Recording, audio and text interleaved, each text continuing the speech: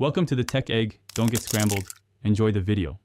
In this video, I will explain how to connect your MicroAir Easy Start. First, gather all your tools, including a Phillips head screwdriver, wire cutters, and electrical tape.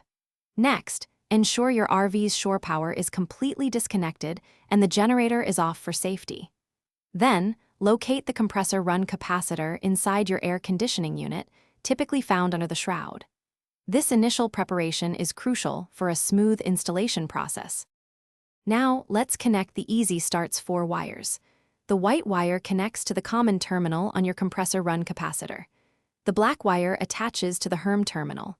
Next, the brown wire should be connected to the fan capacitor's run side, typically sharing a terminal with the fan motor's run wire.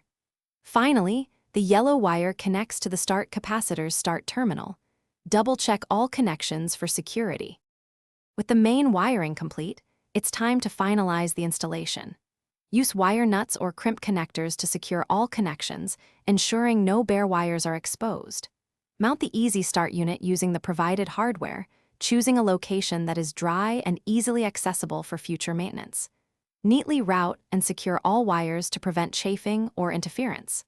Finally, replace the AC unit's cover and carefully restore power to your RV. After installation, power on your RV and test your air conditioning unit. You should immediately notice a smoother and quieter startup of the compressor. The Easy Start significantly reduces the initial power surge, often by up to 70%, allowing you to run your AC on smaller generators or limited shore power.